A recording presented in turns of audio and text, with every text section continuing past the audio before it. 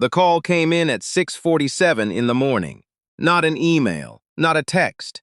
An actual phone call, which meant someone on the other end had already decided this couldn't wait. Kendrick Bowen had been awake since 5. Not because he was anxious, because that was just how he was built. Early mornings, black coffee, the kind of silence that let him think before the rest of the world started making noise. He was sitting on the back porch of his rental house in Clarksville, Tennessee, watching the fog lift off the creek when his phone buzzed against the wooden armrest. It was his supervisor at the regional office. Her name was Diane Mercer, and she had a voice that always sounded like she was reading from a clipboard. "I need you over at Hartwell Medical Center by 8, she said. "There's been a complaint. Internal audit flagged something in their surgical scheduling system. Administration doesn't know we're coming." Kendrick said he'd be there. He didn't ask what kind of complaint. He already knew how these things went. He was a compliance investigator for the State Department of Health. Had been for 11 years. Before that, he'd spent 4 years as a combat medic in the Army, 2 tours overseas, and 3 years running logistics for a nonprofit hospital in rural Mississippi where the budget was thin and the need was not. He had a master's degree in healthcare administration from Vanderbilt, a secondary certification in medical ethics, and a reputation inside the department for being the kind of person you sent in when the situation was genuinely bad and you needed someone who wouldn't flinch. None of that was visible when he walked through a door. What was visible? A black man in his early 40s, medium height, built like someone who still did push-ups at 5 in the morning, but didn't talk about it. He dressed plain. Not shabby, but not sharp either. Khakis, a dark button-down, a jacket that had seen a few years. He didn't wear his credentials on a lanyard unless he was required to. He carried a small notebook, the kind you could buy at any drugstore, and a pen he'd had so long the grip had worn smooth. He drove a 12-year-old Civic. He knew what people saw when they looked at him. He'd known for a long time, and he had learned early on that this particular gap between what people saw and what was actually true was not a problem to be solved. It was information. It told him things about people that nothing else could. Hartwell Medical Center sat on the east side of the city, a 6-story building with a new glass facade that had been added sometime in the last decade to cover up what was, underneath, a fairly old and tired structure. The lobby was bright. The floors were polished. There were plants near the entrance that were real, not plastic, which Kendrick noted as a small but deliberate investment in appearances. He arrived at 7:52. He did not go to the front desk. He went to the elevator bank, pressed the button for the 4th floor, and found a chair near the window at the end of the hallway, outside the administrative suite. He took out his notebook. He wrote down the time. He looked around and waited. This was the part of the job most people didn't understand. You didn't announce yourself first. You watched. You let the building be itself for a few minutes before it knew it was being watched. Hospitals had rhythms, and those rhythms told you things the paperwork never did. He had been sitting there for about 8 minutes when the door to the administrative suite opened, and a man in scrubs and a white coat walked out, nearly ran into Kendrick's chair, and stopped. The man looked at him, then the notebook, then back at him. "Can I help you?" the man said, not warmly. His name, Kendrick would learn later, was Dr. Craig Ellison. He was the chief of surgical services. He was 53 years old, had been at Hartwell for 19 years, and had, according to the complaint that had landed on Diane Mercer's desk, developed a habit of referring to the administrative side of the hospital as the part where people who can't do real work go to feel important. He had also, according to 2 separate complaints filed in the last calendar year, made racially coded remarks to nursing staff on at least 3 occasions. Those complaints had been handled internally, which meant, in this case, they had been handled by Craig Ellison's close friend, the hospital's vice president of operations. Kendrick looked up from his notebook. "I'm waiting," he said. "Waiting for what? This is a restricted floor. I'm aware." Ellison looked at him the way some people look at a piece of furniture that's been placed in the wrong room. "Are you a patient?" "No." "Vendor." No! Ellison's jaw tightened slightly. Then you need to be downstairs. Visitors aren't permitted on this floor without an escort. Kendrick glanced at his watch. It was 8:01. He wrote the time in his notebook. I have an appointment, he said. With who? With this floor, Kendrick said. In general. That was the moment Ellison made a decision. Not a loud decision. Not the kind of decision a person announces. Just a quiet internal reclassification of the man sitting in front of him. From unknown quantity to something that didn't need to be taken seriously. I don't know what that means, Ellison said, but I'm going to need you to either identify yourself or go back downstairs. We've got a full surgical schedule today, and I don't have time for. He gestured vaguely at Kendrick, at the notebook, at the chair, whatever this is. Kendrick nodded slowly. Understood, he said, and he wrote something else in his notebook. Ellison stood there for another moment, visibly expecting something to happen. When nothing did, he made a short, irritated sound and pushed through the door at the end of the hall. 2 minutes later, the suite door opened again. This time it was a woman in her mid-30s, administrative coordinator by her badge, looking slightly flustered. Sir? I'm sorry. Dr. Ellison said there was someone out here who was lost. Not lost, Kendrick said. I'm here for a compliance review. I should have an appointment in the system under the Department of Health. The woman blinked. Oh. She looked back at the door she'd come through. Oh. Let me just. One moment. She disappeared. Kendrick kept writing. What happened in the next 6 minutes he would later describe in his report as a standard sequence of institutional recalibration, which was a careful way of saying. The front of the building started moving very fast to get itself in order before the back of the building figured out what was happening. He was escorted into the administrative suite.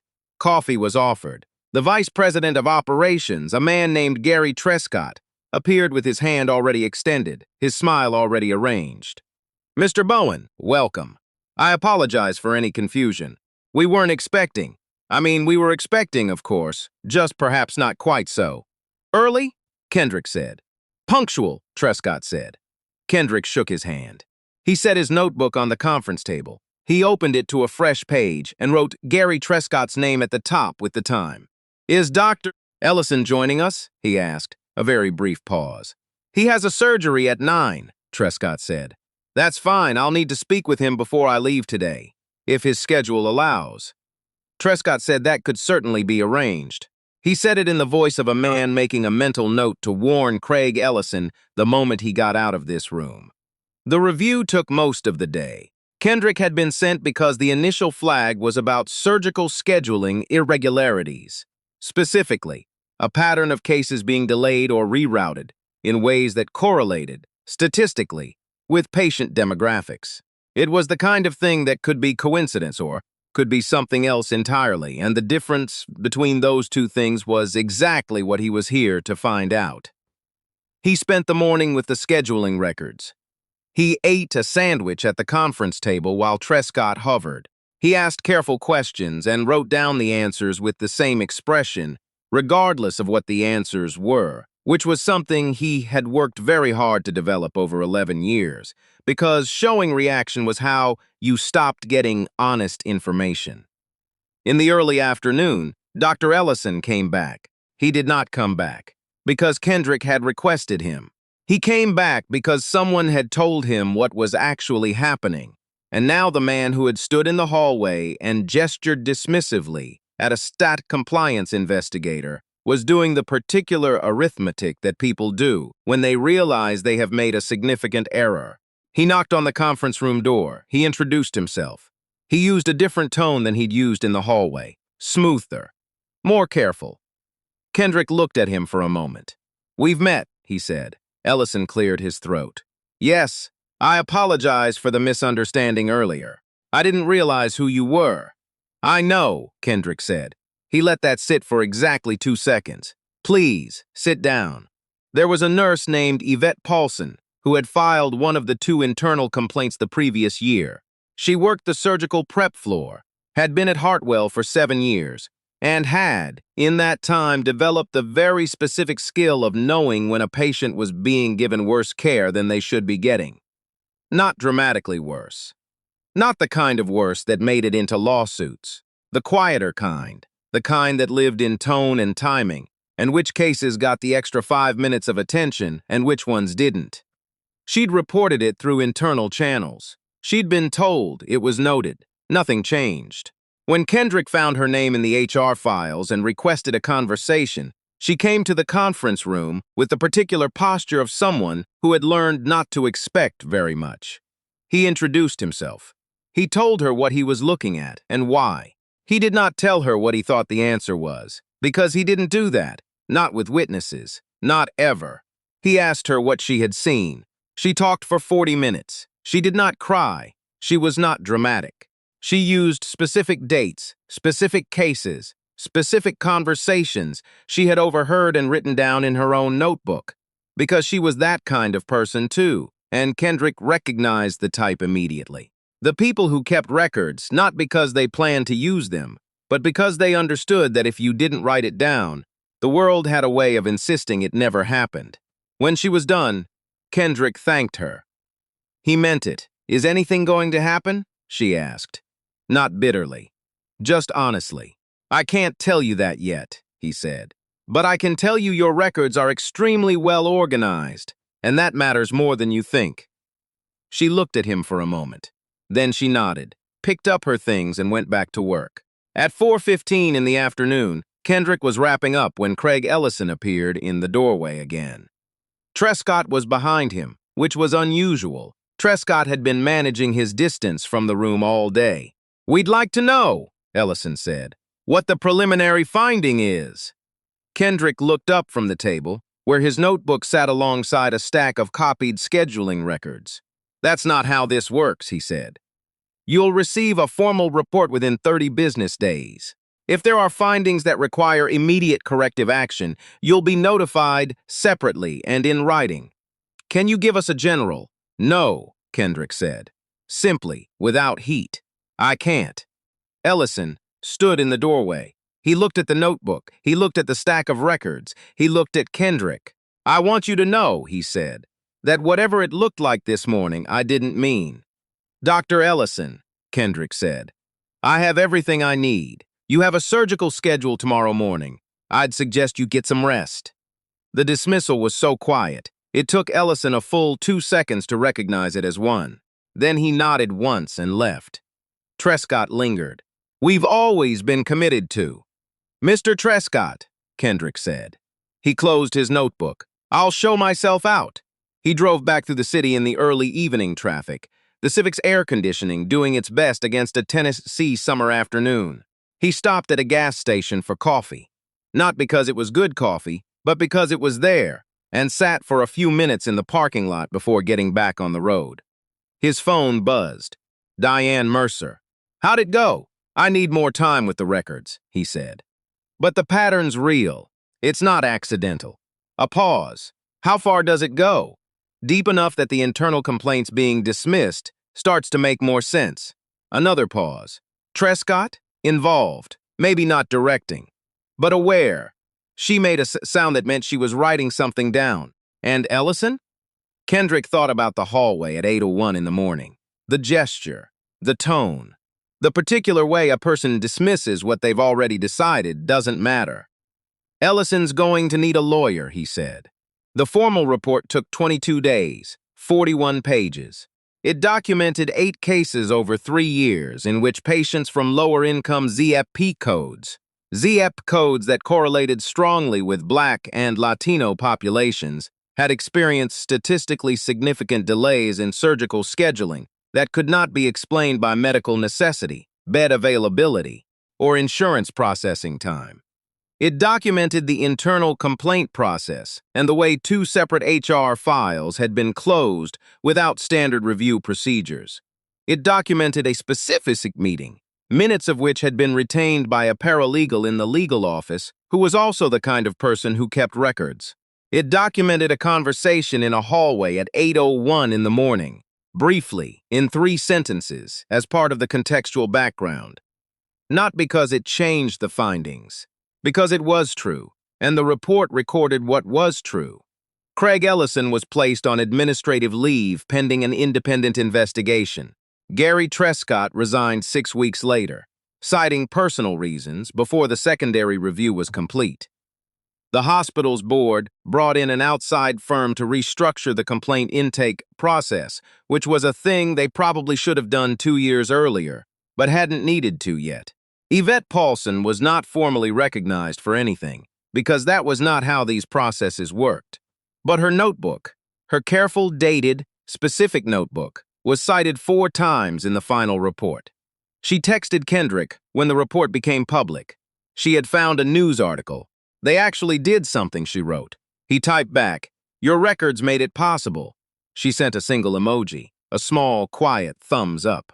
Kendrick Bowen did not tell this story at dinner parties. He didn't post about it. He didn't have a moment when the report went out. That felt like a movie, music swelling, justice landing with a satisfying thud. It didn't happen that way. It almost never did. What happened was, he drove to Hartwell Medical Center on a Tuesday morning. He sat in a hallway. He wrote things down.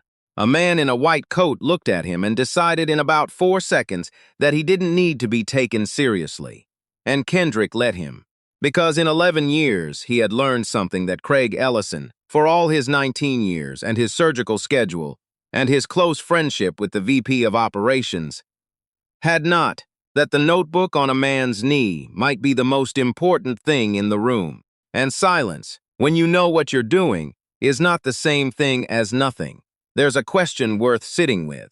Not about Craig Ellison, and not about what happened to him. That part is settled. The question is about the moment in the hallway, the gesture, the 4 seconds, what it takes, and what it costs for a person to walk into a room where they know exactly what people will assume about them and do the work anyway, without explaining themselves, without defending themselves, without asking anyone to see them differently before they earn it. Some people would have announced themselves immediately, shown the credentials right there in the hallway, made the discomfort stop. Kendrick never did, because the announcement wasn't the point. The work was the point. And somewhere in the difference between those two things is everything worth understanding about what it actually means to be the most capable person in the room.